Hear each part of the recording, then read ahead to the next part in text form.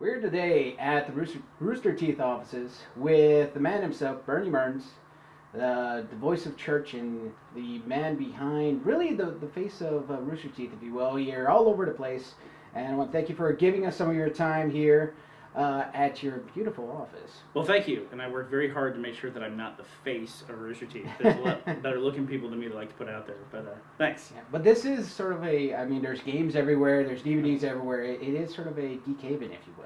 Yeah, it is. A lot of times we wish we had more time to play games because we have so much access to, there's not many businesses that have 36 Xboxes at their place of business. In fact, a lot of times when we, ship back Xboxes for repair, they wonder how we have so many of them. Our UPS driver at our old office was going, I know what this is for when you bring us a cardboard box. So we're pretty hard on them. So for those that don't know about Rooster Teeth, you're the guys behind Red vs. Blue. Give us a quick rundown of your history, because you started off running a video game website, and if I'm right, just so you could get free games, and then you've come this far. So give a quick rundown of that. Well, Rooster Teeth is really two groups of people. It's a group of guys that I would make films with in college. I was a computer science student, but I switched to computer science from pre-med, and so when I did that, there wasn't a lot of stuff that transferred, and so I ended up with a lot of elective hours that I had to fill up. So I met Matt Hullum, who plays Sarge in Red vs. Blue, and I met Joel Heyman, who plays Caboose. And we kind of learned to make films together in college. And then after that, they went off to LA to work in production. And then I stayed in Austin to work at a tech company. And that's when we got involved with making websites. And that's where I met Jeff Ramsey, who plays Griff. And I met Gus Sorolla, who plays Simmons. And we made a site called Drunk Gamers together. And the purpose of the site was to get drunk and play video games. But the overall business plan was to convince video game companies to send us free video games. And I think we did that site for probably about a year and a half, and we got exactly one video game. We got Blinks the Time Sweeper for the original Xbox. And after a while, we just kind of shut it down. We had, I think, about 3,000 users at the time. We just thought, well, we're not really growing at this point. And, the video game review at that point in time, the video game reviews were like dominated by GameSpot and IGN, and they're just people weren't really that interested in independent voice, which is why I'm glad to see stuff like Original Gamer out there. You need those independent video game sites. Yeah, well, we do our best. And you made a video that I Shut up! Sorry. You made a video that I remember very fondly, because I still make use of it every time I talk to people that say they play games on the Mac. And you made a video that sort of with Gus, who was there talking about all the games he gets to play for the Mac, and well, there's really not many, and there's only like two, but was that, how long after that did you start with the whole Red versus Blue? Well, the Apple Switch parody that we did was, it just goes to show how long ago it was, because we were making fun of Apple Switch ads, right? Mm-hmm. So we would spend forever doing articles and like photoshopping images that were funny to go along with the articles and doing layout. A lot of times people don't realize when you're making a website, writing the article's part of it, and then getting the text formatted properly is like its whole own job of just publishing this stuff. It seems like you just push a button and it happens. It doesn't work that way at all. So we'd spend hours and hours and hours doing this stuff for these text articles. And then we made this one video, and I think we made it in about 30 minutes total, where we put Gus against a white wall and had him make fun of how there's no games on a Mac.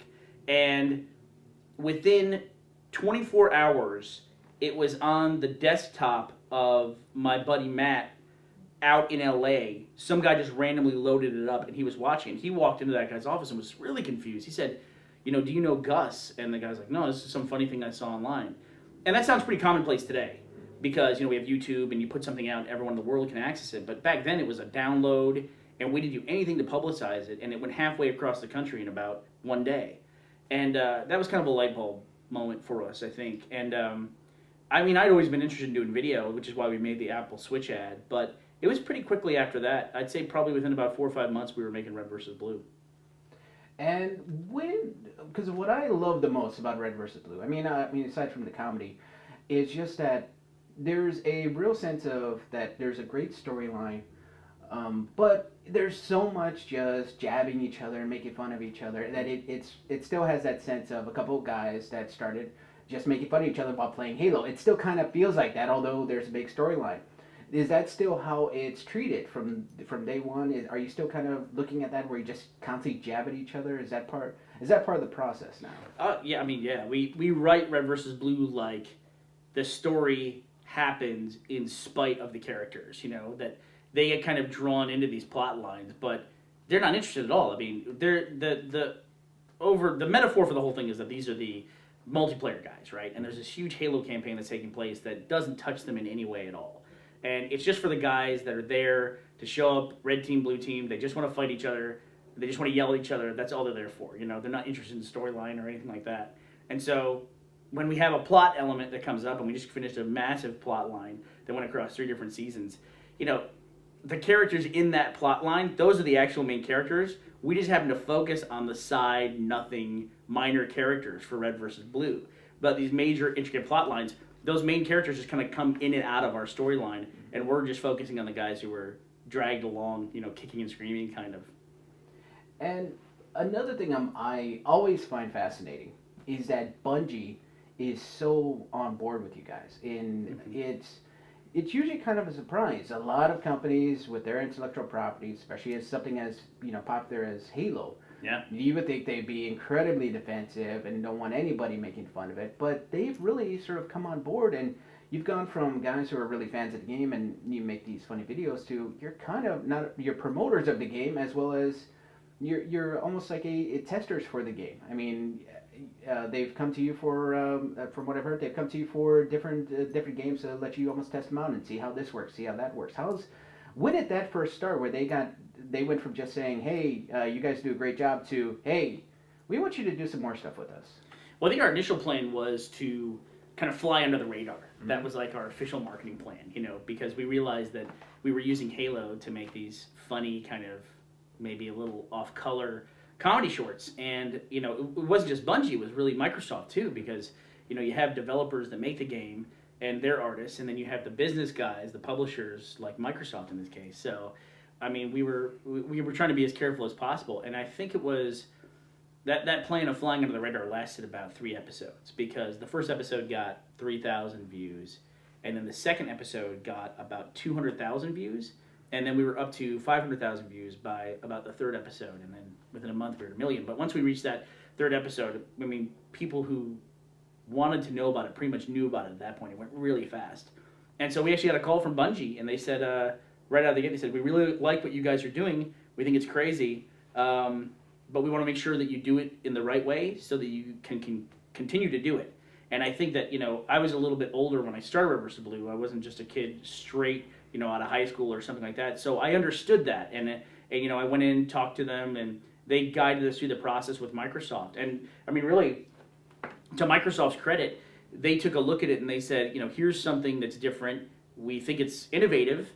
Let's see what happens with it, And we just met on a regular basis, and here we are 8 seasons later now. And the whole process itself has, of course, evolved.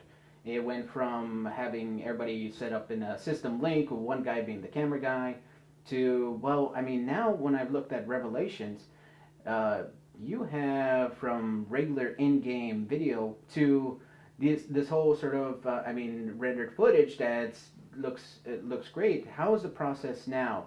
Because some of it's in-game, some of it's definitely sort of use unique tools. How does it work now? Well, the process from back when we started in a spare bedroom in my house, the process for the machinima is still exactly the same as it was 7 years ago. It's 3 or 4 guys max producing the episodes, and we can still produce 5 minutes a week with that team of just a handful of people in probably 2 or 3 days. But it's that extra 20% now, which is the animated sequences that we do. That is an equal amount of work or more. Whereas we might produce, say, 4 or 5 episodes of machinima. That might take us, a couple of weeks, whereas 1 episode of the CG stuff will take us 5 or 6 months. And that's really almost 100% Monty, who's a guy that we hired this year for Revelation. We met Monty a few years ago when he produced a piece called Haloid, which was him animating Master Chief fighting Metroid, or fighting Samus from Metroid. And we were just blown away by it. We couldn't believe it. The models were a little clunky, and the textures weren't, they didn't look a lot like perfectly like Halo. Yeah. But you could tell, like, the animation and the choreography and the ideas behind it were just amazing. And then he started producing other series like Dead Fantasy, and we just watched him, start cranking out this unbelievable content. And so we tried to hire him back then, but he wanted to go work for some video game companies, and he went and did that for a while. And luckily, we met up at Comic-Con last year, and we were just getting started on Revelation. So we said, Monty, why don't you move down to Austin? He was like, why don't I move down to Austin? So he came to work for us, and I mean, it's been great.